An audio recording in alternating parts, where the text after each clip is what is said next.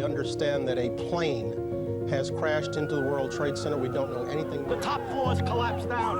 Our way of life, our very freedom came under attack. 9/11 changed everything. The victims were in airplanes or in their offices. Secretaries, businessmen and women. There wasn't anything that he wouldn't do for somebody else. Moms and dads. I like to think that she's my guardian angel. Friends and neighbors. Every one of us that went there in hope of finding somebody. It was devastating for our community. I can't stop feeling sad. I can't control anything. I can hear you. The rest of the world hears you. And the people who knocked these buildings down will hear all of us soon.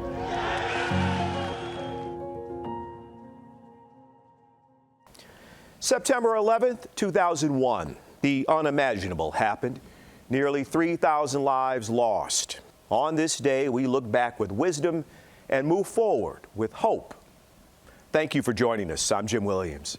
20 years ago, Barbara Edwards boarded American Airlines Flight 77. Her life ended a short time later at the Pentagon. This is her untold story through the eyes of her son, her family, and her godson, our own Brad Edwards. Barbara Edwards was the aunt of our CBS 2 investigator and main anchor. We asked him to tell her story. In the middle of Michigan farmland at Lakeview Cemetery, where there's no lake in view, there's a headstone with a date on it, 9/11/2001. Here lies Barbara Edwards with her parents. There's Scotty and Omi, and your dad and me. She died in a fireball. This was the weekend before she passed away.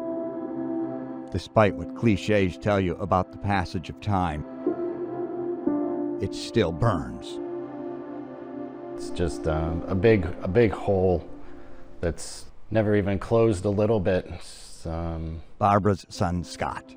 His son, Scott Jr., the only grandson Barbara would know. Do you remember her?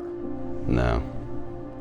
No recall of Barbara's bear hugs and big kisses. Years earlier, same big hugs and kisses to another Edwards baby boy. That was me. Barbara Edwards was my godmother, my aunt. I'm the only one left. Here she was, my 1997 high school graduation. So I got a suck in my stomach. She was funny, sandwiched between me and my brother. Then I got busy. 4 years of college. Just on the rest of the day. Thank you. That was the last time I ever saw her alive. Bye. A regret I never forget. It's morning in Dallas, Texas. That's the cutest picture. Home to the Aww. Scott Edwards family. Does 9/11 play an active role in your life? Yeah, it does. Yeah, it does. Barbara never met her now 16-year-old granddaughter. What is your full name? Anna Barbara Edwards. Anna Barbara Edwards. Can we hold hands? Yes. Remembering Barbara. A lot of energy and a lot of volume. Loud. Loud.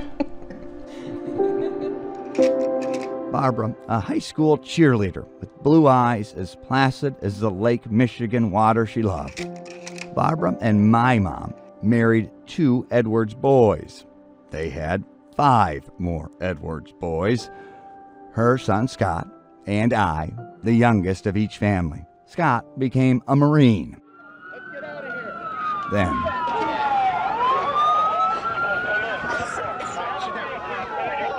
We had a mission that was going out that morning, and I just had to call the guys and say, hey, you guys shut down. All flights in the U.S. are canceled. You need to just get in here. Scott abruptly halted drills on 9/11/2001, and his brother called. And he just said, matter-of-factly, like, Mom and the flags were on Flight 77 and they're all dead. Barbara was flying home with family, friends, the flags on the Pentagon plane. Terror begot war. And the Marine son, who'd just lost his mom, left a new bride, a baby boy, and broken hearts to fight. Losing her and then And he deployed shortly after. Now it's 10 years. Things are going to get easier, and it's 20 years, and it feels just like yesterday. And it's hard. Scott deployed 4 times post 9/11 on the ground here in Iraq and in the air, a Marine fighter pilot. And we were flying from Kuwait over to Afghanistan in support of the ground troops that were there at the time. And 20 years later, it's hell. Are you angry? I am. I'm very angry. I lost some personal friends over there. I have a friend who's flying in and out of there, getting people out. Well, what does he say to you? He just says it's a complete. Use the exact words. It's a show. When those 13 people were killed the other day, I lost it. I can't stop feeling sad. I feel like there's nothing I can do. I'm angry. I feel like I'm reliving 20 years ago. 20 years ago, Barbara was flying home to Las Vegas. Tragedy struck our school, where she taught at Palo Verde High School. They memorialized her grandly. Present arms. And annually. And I want our kids to see what an impact she has had, like, on that school. Here we are. For the first time, 20 years, the Edwards came to thank a place that embodies not forgetting, like New York, where she's by the flags, her travel companions. Buddy Flagg is who to you? He was my mentor. The reason he became a pilot. Buddy Flagg was a passenger on 9/11 on American Airlines Flight 77, but he was also a retired American Airlines pilot, a Vietnam vet, and a retired Rear Admiral in the Navy. You knowing Buddy Flagg, would he have let that plane be taken over by terrorists without putting up a fight? Not in a million years. I believe that he was fighting for the airplane. The specific point that they crashed in the Pentagon was a place near where Buddy's office was. That would have been the place that would have caused the minimal amount of loss of life. Now I'm a pilot at FedEx. Scott's still delivering now when we need him in a pandemic. Still serving. 20 years. I haven't seen my mom in 20 years. In the home where 9/11 never ends. The reason why my dad was gone so many times, when I was little on deployments, and then obviously, having one less grandmother is tough.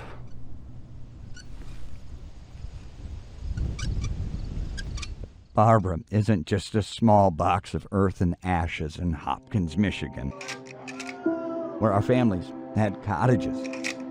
What are you doing, bud? Next to each other growing up.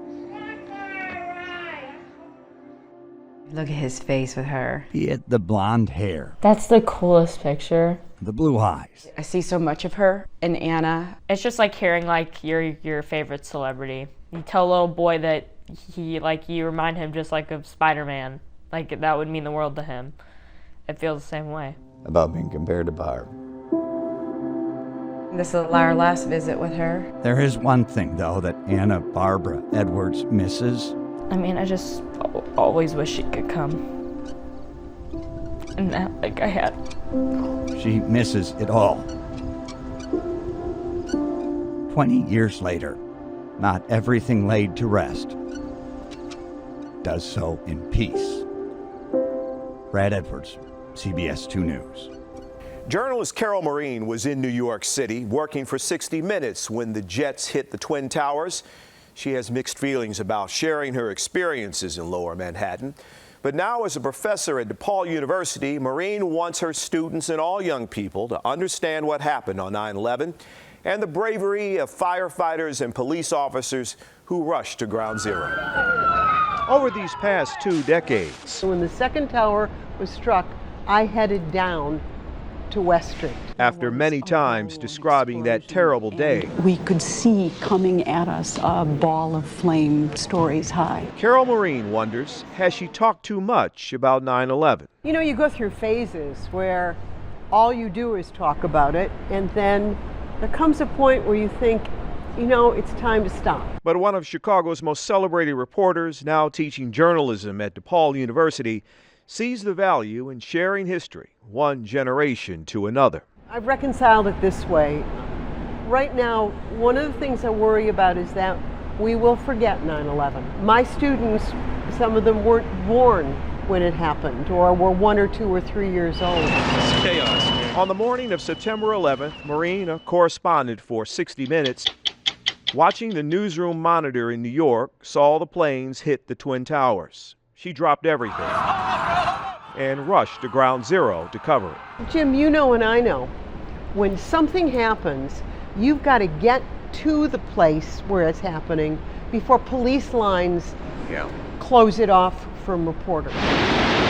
There, as the second tower collapsed, a firefighter rushed to her aid. I fell. He slammed me back up on my feet, told me to take off my shoes, and we ran under the overhang of a granite building down the way, and he covered me. He shielded me with his body. It was only after that I thought what was coming down were parts of desks and sinks and people. A police officer led her to daylight. For days, Carol Maureen covered the 9/11 attacks for a national audience. A rain of cinders so thick that you couldn't see this far in front of you and you couldn't breathe. The top floors collapsed down. Carol Maureen says some things remain the same over these 2 decades. I'll find the other brothers. She's grateful to the firefighters and police officers who protected her, and a reporter's job is to tell stories despite the danger. It's why I teach journalism now, because generations need to be taught how to do it. If it happened right now, we'd both go do it again. Right? That's right. Because that's what we do. A Northwest suburban mother convinced her daughter to take Flight 77. She said it was safer than driving across the country alone. It is something Marian Kamienic has thought about time and time again. Dana Kozlov shares her story. I hope I could celebrate her life and not get all melancholy, but I don't know. That's Marian Kamienic's hope for herself when she stands outside the Pentagon, where her daughter Mary Rae Soper died in the attacks. The greatest quality Mary Rae had was she forgave. And that's true. The Inverness native and Fremd High School graduate was on Flight 77, headed for what Marian describes as her dream job, to become the head women's gymnastics coach at the University of California, Santa Barbara. Some of Mary Rae's last minutes captured on this Dulles Airport security video before she boarded that plane. Marian smiles and says she could see her daughter trying to negotiate with the hijackers. I could see her saying, "You don't want to do this. You know, you think about it," and trying to talk about it. I don't think she did that, but that's how I kind of picture her. It's a comforting image, one of many things that helped Marian get through the past 2 decades. In the ensuing years, she was passionate about sharing Mary Rae's story, even on Oprah. She was about to start the second half of her life when American Airlines Flight 77 crashed into the Pentagon. And she recently rewatched the video of Mary Rae's packed memorial service at Fremd High School. Mary Rae, I miss you, and I am so proud of you. Where she was a state gymnastics champ before competing at Iowa State, becoming a lawyer, and joining the Navy. Well, I learned 2 things. 1, you can't control anything. And 2, everybody's here on loan. Mary Rae on loan for 35 years, but it doesn't stop Marian from wondering what could have been. Would she have gotten her law license there? Would she have gone into law there? I don't know. Would she have gone into politics? I wouldn't have put it past her. I knew Mary Rae from high school. Her sister is a friend. It was a privilege to talk to Marian about her life 20 years ago, and remains one now. When we reflect on 9/11, we talk about love of country. But what does that look like 20 years later? Arabs and Muslims are still recovering from hate directed at them. One community activist tells Dorothy Tucker the work is far from over. The alarm woke me up and I snoozed it. I had it set to a radio station. maybe BBM. We're going to call this day Tuesday, September 11th, 2001, if that's okay by you. And then I heard something that sounded like a dream. It appears that an airplane has hit the building somewhere around the 85th floor. There's a lot of smoke coming out. And when I realized that it wasn't a dream, I got ready and I sped to work. The rush to work for Hatem Abu Deya was rooted in fear. We really had no idea what was happening. It was a terrifying day and a terrifying experience. Hatem is Arab American, who grew up on Chicago's North Side, went to Catholic school as a kid and public school as a teenager. On 9/11, he was managing the Arab American Action Center in Chicago Lawn. I believe, if I remember correctly, it became pretty clear pretty quickly that the U.S. government believed that it was Al-Qaeda. You know, immediately then we knew like it was probably perpetrated by Arabs, and if that's the case, then it's the Arab community and the Muslim community that's going to bear the brunt. His fears were valid.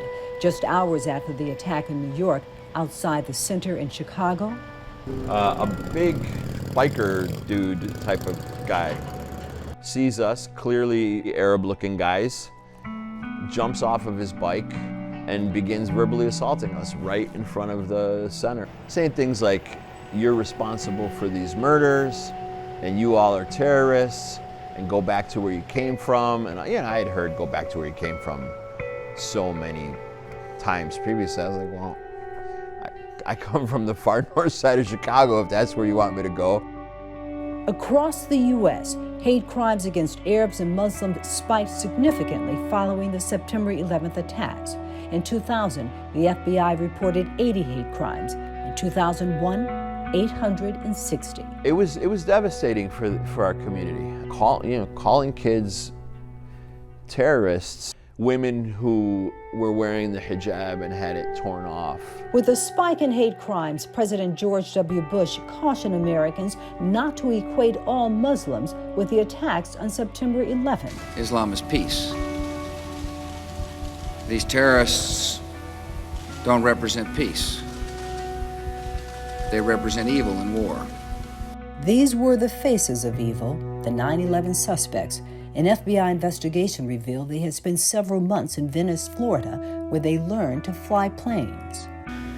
In this new war, our enemies' platoons infiltrate our borders, quietly blending in with visitors and tourists and students and workers. Less than 2 months after the attacks, legislators passed the Patriot Act. And on the heels of the Patriot Act came the National Security Entry-Exit Registration System. So essentially, it was like, we want to know where the Arab men live. We want to photograph them. We want to fingerprint them. We want to interview them. And we're going to force them to come into our offices and do that. 14 years after its creation, the program was officially dismantled, critics calling it a complete failure. You know how many people got convicted of anything related to terrorism, or charged or arrested or any of that? A big fat zero. So it was we cast this wide net, and we cast it on top of the Arab and Muslim community, and we basically tell them, you are the enemy. So what's changed? The numbers of hate crimes against Arabs and Muslims is down from that high of 860 in 2001 to 228 in 2020. And the community has grown. An estimated 3.7 million Arabs live in the United States. Over 142,000 live right here in Illinois. I think it would have been really important to hear from the Arab and Muslim organizations who say, this is a horrible day in the history of this country. This is a horrible attack. But we need to understand context here. It's for that reason, Hatem says organizations like his exist, to give voice to a community still recovering from the impact of 9/11. Dorothy Tucker, CBS 2 Investigators. The moment the Twin Towers were hit, a wave of fear went through people living and working in skyscrapers across the United States. The question, could it happen here? Adrena Biggis shows us how high-rise security has tightened in the post-9/11 world. To better prepare for any future attacks, security consultants like Loris Friedenfelds analyzed the security and emergency response on 9/11. We learned that there were some superhero security directors, emergency managers. Their people knew how to get out of the building in a quick manner because they drilled and exercised before that. Friedenfeld spent most of the last decade running security and emergency management at Rush University Medical Center, now working at Telgen, which develops fire emergency and life safety systems and anti-terrorism solutions. So after 9/11, what are some of the biggest changes when it comes to security procedures and emergency planning? Public law enforcement and private security need to share resources. Since 9/11, Chicago now requires high-rises to have an emergency evacuation plan on file with the city. And the tallest buildings must give the fire department their floor plans so emergency responders know what they're walking into. So we can know who's the engineer, who's in charge of security. If there's layouts that are associated with your building, you can upload it into our FIM system. Rich Gaitis runs Chicago's Office of Emergency Management and Communications, or OEMC. After 9/11, OEMC became Chicago's liaison with the Department of Homeland Security, tasked with securing the nation from threats. We have about 33,000 cameras that are tied into the OEMC City of Chicago camera network. Cameras at public and private buildings in the city are tapped into that network. William Seiko specializes in security risk pre and post 9/11. The better the police and fire who are responding to a problem in a building can understand the condition of that environment. The better that they're aware of what's going on, the better they can be prepared to actually deal with and save lives as they enter the facility. One of our buddies, a friend of mine, said when the smoke cleared, realized we were down on our knees, and you guys helped us stand up. We didn't want to get in their way. That's what we did not want to do. We wanted to help, but we did not want to be in their way at all. Jay and Chick. Retired Chicago firefighters Greg Kirkhab and Pat Maloney drove to New York City in separate groups but ended up at the same place. This rig was crushed. Ground Zero. The first thing Kirkhab remembers seeing was a burning hotel. And nobody was worrying about it. And then when we walked around the other side of that, then we saw Ground Zero, and then we realized why nobody was worried about that building because of what was going on behind it. You were overwhelmed. You didn't know where to start. I remember going to Ladder 5. But Maloney, who retired as a Special Operations Battalion Chief, says New York's firefighters knew exactly what they needed. A fire chief said, give me 10 guys, man, 2 hose lines, rest of you start doing searches. Chicago, welcome to hell.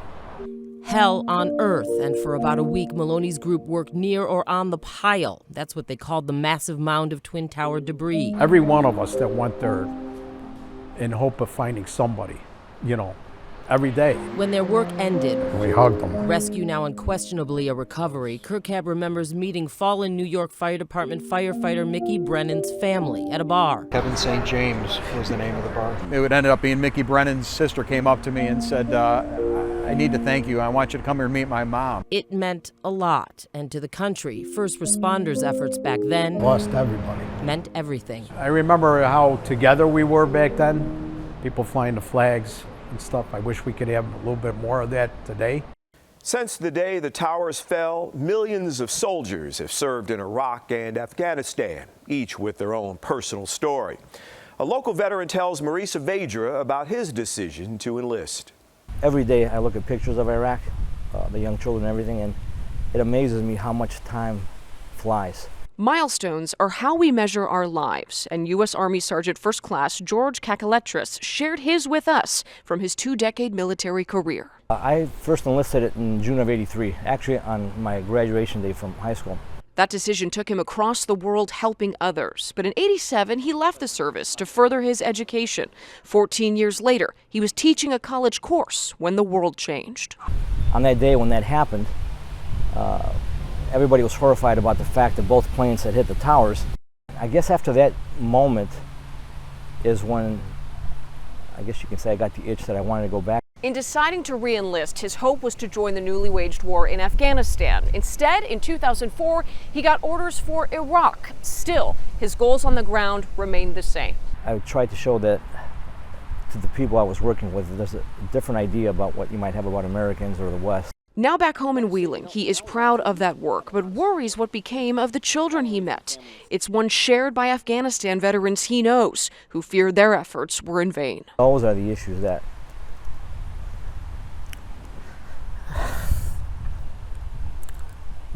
actually touch me. And sometimes people will look at you and say, oh, thank you for your service, which is very appreciated. But sometimes they don't really understand what that service means. Sergeant Kakaletris is now months away from his next milestone, retirement. 20 years since the day he felt called again to serve.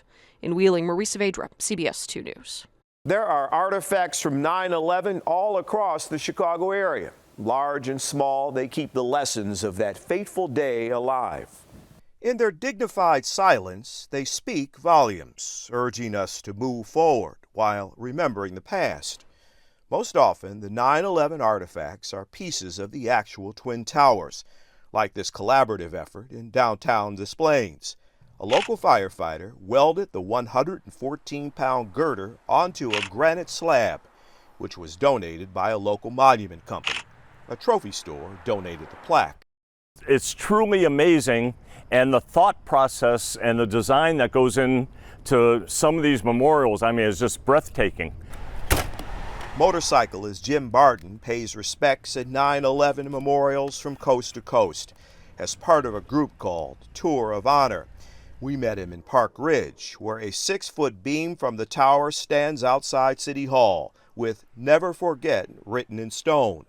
For Tour of Honor riders like Jim, the 9/11 artifacts are personal. One of our riders is the brother of one of the firefighters killed that day. These 5-foot beams, capped by a brass firefighter's helmet, are a connection to 9/11 here at the Carpentersville Fire Department. They're flanked by tablets with the fireman's prayer and a poem called "The Last Alarm." And it's a daily reminder for the guys that work here that this big sacrifice was made, because memories tend to fade, and it's just good to have something to remind you. But now we have people working for our fire department who have no living memory of 9/11, and so this is a good place to start the conversation with them. Nestled near a creek in Wheaton, 2 steel beams from the towers anchor a 9/11 memorial at Cantigny Park outside the 1st Division Museum. Not only can you see the beam, you can actually touch the beam and really get a sense of the power of that day. While most of the 9/11 artifacts are made of steel, others are immortalized on paper. I wrote that I was a senior in high school. Melissa was outside for gym class in Norwich the morning of 9/11. And I looked up and I saw airplanes. There's at least 3 of them, and they were on their way to O'Hare. Melissa put her memories on Post-it notes, adding to a growing display at the Schomburg Library. And they made a U-turn around, and I noticed that was just weird. I wrote that I heard the sirens. I went inside. I brought in the TV. That's when I saw the second plane hit the tower. I remember seeing it, so I just wanted to just give my little piece. A couple from Hinsdale was just about to adopt a second daughter when Flight 11 crashed into the North Tower. Sue Mladnick lost her husband Jeff on that plane. She was left to raise their kids all on her own. 20 years later, it says in memory of Jeff Mladnick. Sue Mladnick's trips to memorials, it's kind of gut-wrenching, aren't getting any easier. He was just, there wasn't anything that he wouldn't do for somebody else. Her husband Jeff had been traveling for work on September 11, 2001. He was scheduled to fly from Boston to Los Angeles. As Sue watched the news unfold back home in Hinsdale, she started to worry about her husband. I tried calling Jeff all day. I kept leaving him voicemails. He never called me back. She called his office to ask what flight he was on. Flight 11, they told her. American Airlines. American would not tell me whether or not he was actually on that flight. I just said I'm not hanging up until somebody tells me whether my husband was on that plane or not. And they said, hold on, we need to get a crisis counselor.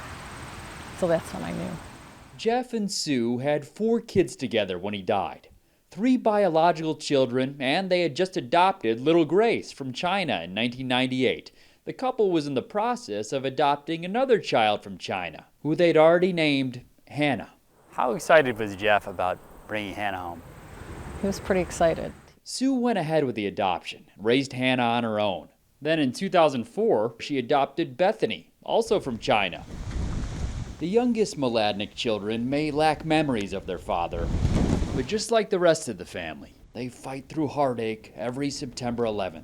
I feel like all my kids, and now my grandkids, are Jeff's greatest legacy. They carry on his name. We talk about him all the time. We don't want people to forget Jeff's life was important. He mattered. She met us at this memorial in Oak Brook called the Healing Field. There's a flag not just for Jeff, but one for each life lost on that tragic day. And behind each flag is a family missing someone they love. Tim McNicholas, CBS 2 News. For more stories and remembrances of 9/11 20 years later, head to our website, cbschicago.com/remembering 9/11. For all of us here at CBS 2, I'm Jim Williams. We thank you for watching.